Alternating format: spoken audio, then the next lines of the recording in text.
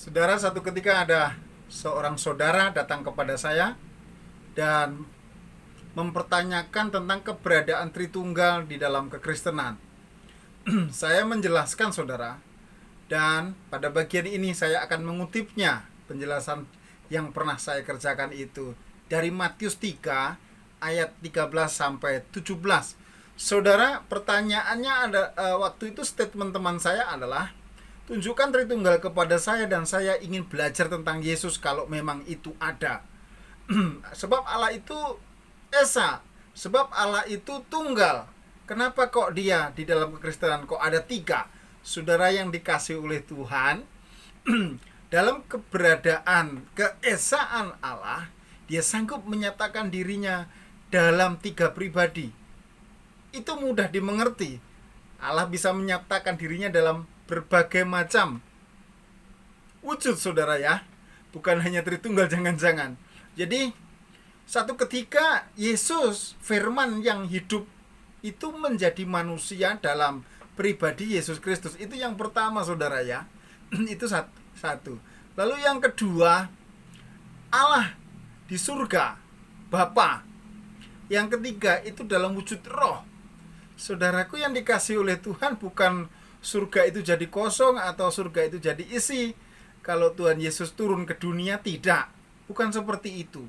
Saudara yang dikasih oleh Tuhan, kita harus paham bahwa Allah itu maha hadir. Nah, dalam kemahadirannya Yesus sebagai manusia di dunia, saat dia dibaptiskan, Tritunggal muncul bersama-sama. Saat dibaptiskan menggenapi hukum Taurat, Yesus saat dibaptis oleh Rasul Yohanes Pembaptis, dia Allah Bapa muncul dan meresmikan pelayanan Yesus Kristus. Dia berkata dari surga, Bapa di surga berkata, dialah anak yang kukasihi, kepadanya aku berkenan. Dengarkan dia. Jadi dengarkan apa yang dikatakan oleh Yesus. Itu, saudara, kalau Anda mengikuti apa yang dikatakan oleh Yesus, Anda sedang berjalan dalam kebenaran. Dan yang kedua, saudara, saat Yesus selesai dibaptiskan roh, seperti saudara ya, seperti merpati turun dari surga hingga pada bahu Yesus.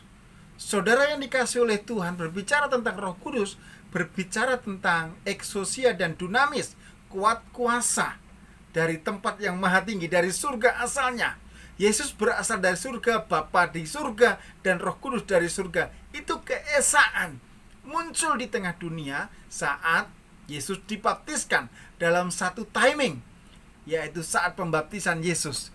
Saudaraku yang dikasihi oleh Tuhan, jadi betul Yesus dalam keesaannya bersama dengan Bapa, bersama Roh Kudus muncul dalam satu ketika. Sekali lagi bicara tentang Roh Kudus, kita sedang berbicara tentang kuasa Allah yang bekerja di dalam diri Yesus.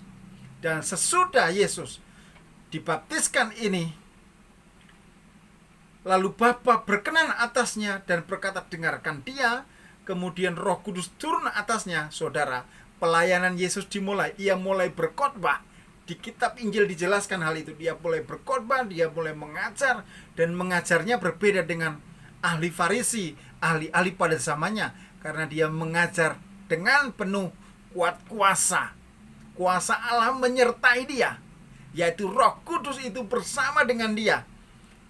Yesus dalam wujud manusia sanggup membuat mujizat-mujizat, menyembuhkan orang lumpuh, memelekkan mata orang buta, bahkan orang yang menjamah sedikit jubahnya, perempuan pendaran itu disembuhkan, dan melipat gandakan 2 roti dan 5 ikan, dan memberi makan begitu banyak orang dalam waktu sekaligus, dan masih sisa 12 bakul.